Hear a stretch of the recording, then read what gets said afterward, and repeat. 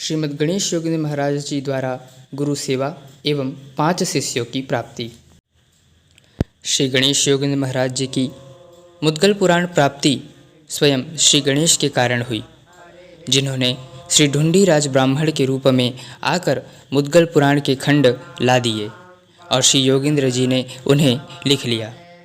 प्रस्तुत लेखन कार्य भाद्रपद शुक्ल पंचमी से आरंभ होकर माघ कृष्ण तृतीया तक चला। कुल 5 महीने 13 दिनों में लेखन कार्य संपन्न किया गया।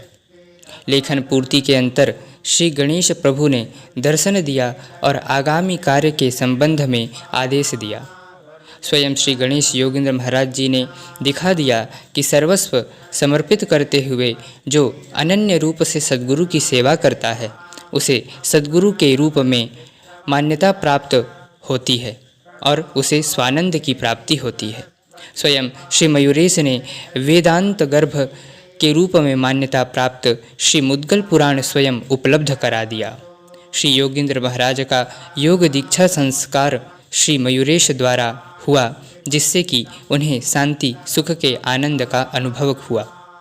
वे सभी सिद्धियों से युक्त एवं सामर्थ्य बन गए।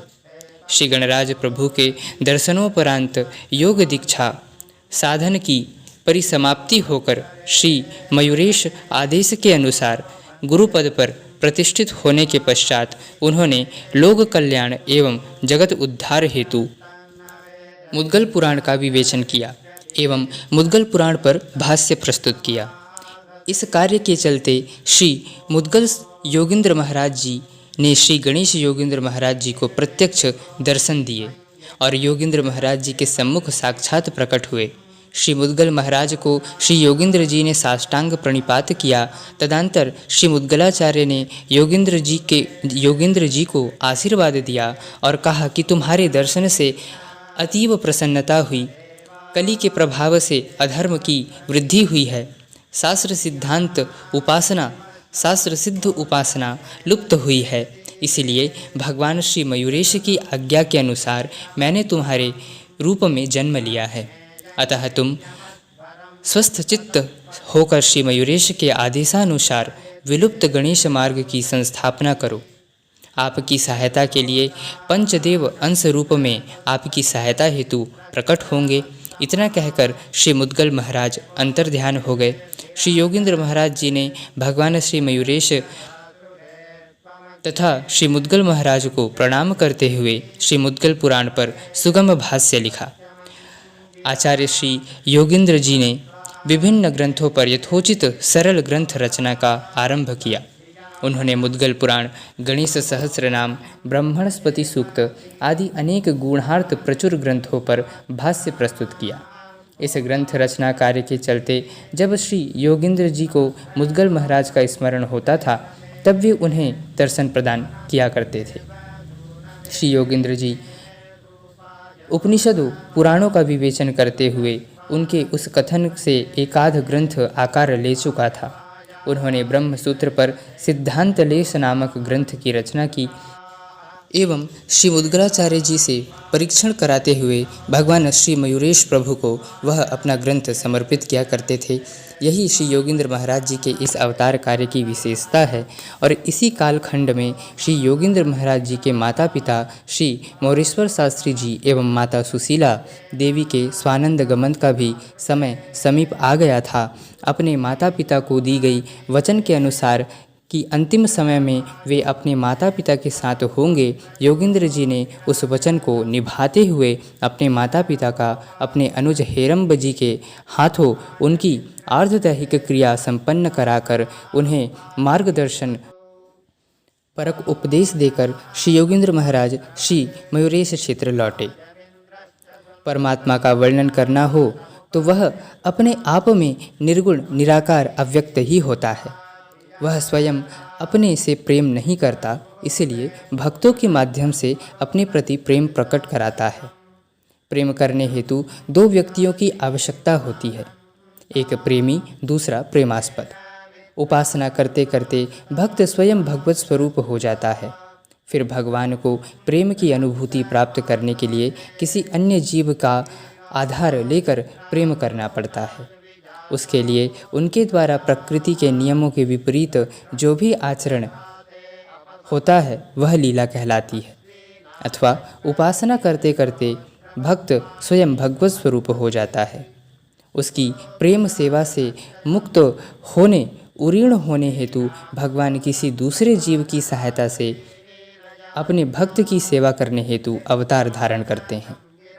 यह सब जिस प्रकार घटित होता है वह भी एक लीला ही कहलाती है। एक दिन प्रातःकाल श्री योगींद्र महाराज जी मयूरेश्वर मंदिर की ओर नाम जप करते हुए जा रहे थे। तभी मार्ग में कहीं से तीव्र क्रंदन ध्वनि की आवाज़ आई एवं रोने की आवाज़ सुनाई उन्हें पड़ी। तब उन्होंने इस विषय में आने जाने वालों से पूछा तो उन्हें ज्ञात हुआ कि क्षेत्र निवासी किसी ब्राह्मण का 10 वर्षीय पुत्र की अकाल मृत्यु हो चुकी है। तदंतर श्री योगींद्र जी उस ब्राह्मण के घर गए और उस मृत शरीर के पास खड़े हो गए। उस बालक के माता पिता श्री योगींद्र जी के पैरों में लिपटकर शोकपूर्ण विलाप करने लगे। इस पूरी घटना से उनका मन द्रवीभूत हुआ, हृदय में उनके प्रति करुणा उत्पन्न हुई। वे अपने साथ कमंडलू लाए हुए थे। उन्होंने उसका जल अभिमंत्रित कर बालक की देह पर छिड़क दिया। साथ बैठे लोगों को श्री गणेश भजन करने को कहा और स्वयं ध्यानस्थ हो गए। ध्यान अवस्था में श्री मुद्गल महाराज का वाक्य उन्हें ज्ञात हुआ कि पंचदेव आंशिक रूप से तुम्हारी सहायता करेंगे। तदंतर श्री गणेश का ध्यान करते हुए श्री योगींद्र जी ने ब्रह्मदेव का उस बालक के मृत देह में आवाहन किया। तब ब्रह्मदेव ने अपना अंश उस बालक में समाविष्ट किया। तब वह बालक उठ खड़ा हुआ। उसके माता पिता समेत सभी अत्यंत प्रसन्न हो गए। सभी ने श्री गजानन जय गजानन की उच्चारण किया और योगींद्र जी का धन्यवाद दिया। ब्रह्मदेव के आंशिक रूप से उस बालक के शरीर में प्रवेश करने के कारण उसका नाम सुब्रह्मण्यम रखा गया।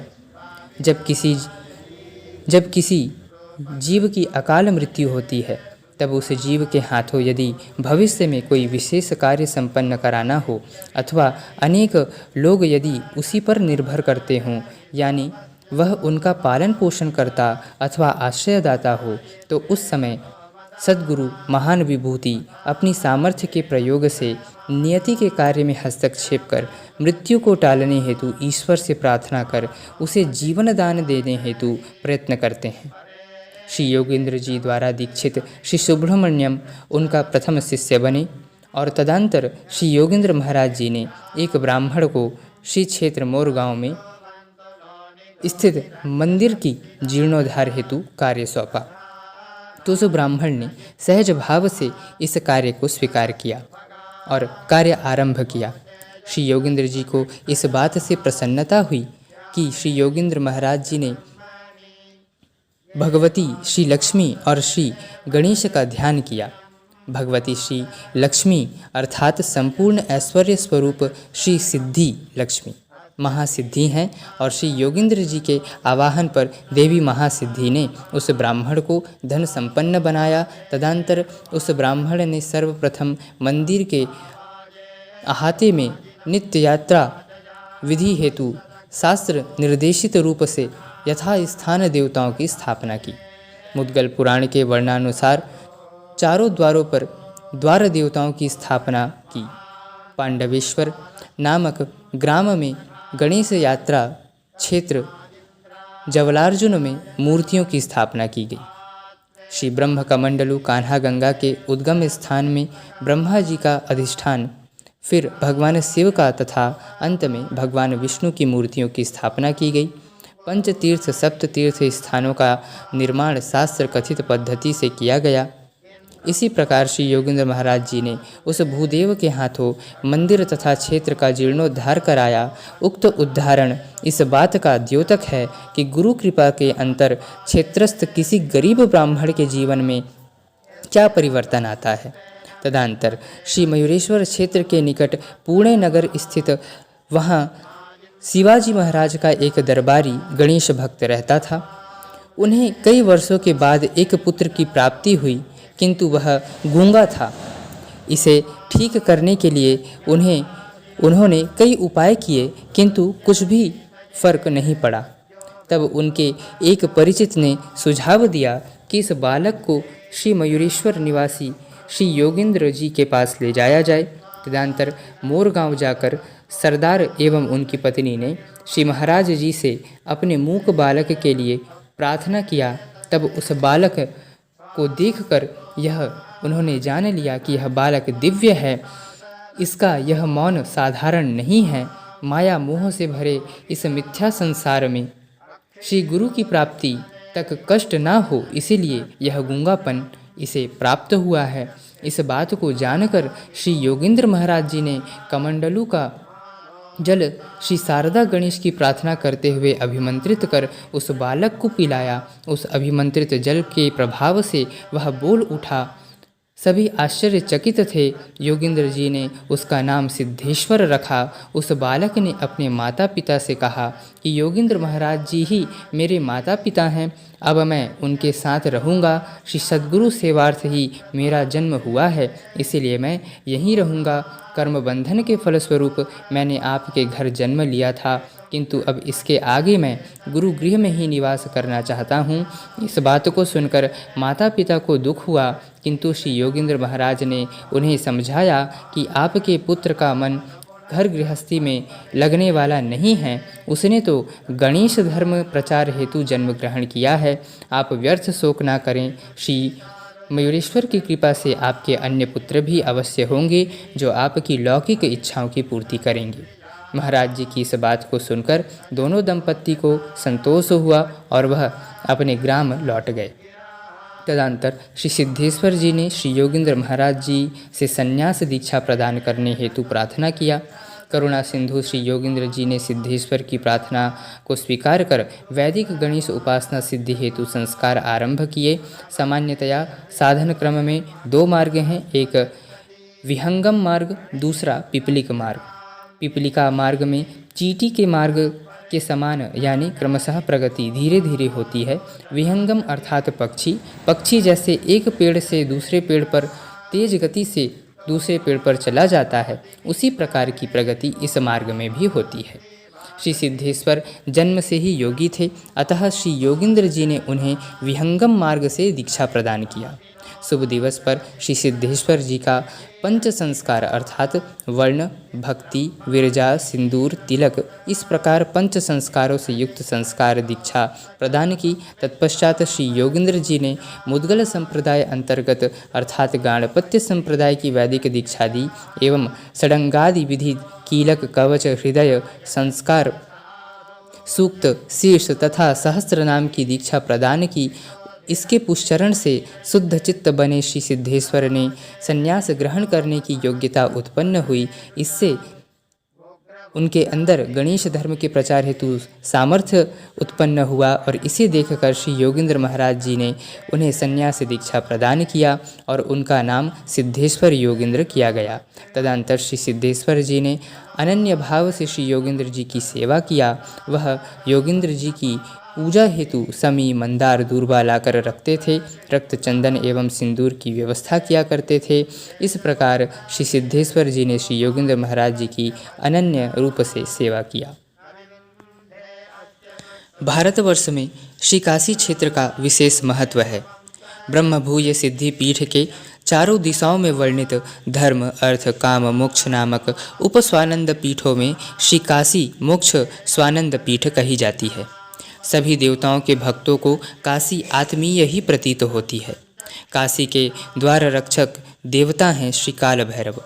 उनकी निजी शासन व्यवस्था होती है। उनकी न्याय पद्धति में कोई हस्तक्षेप नहीं कर सकता।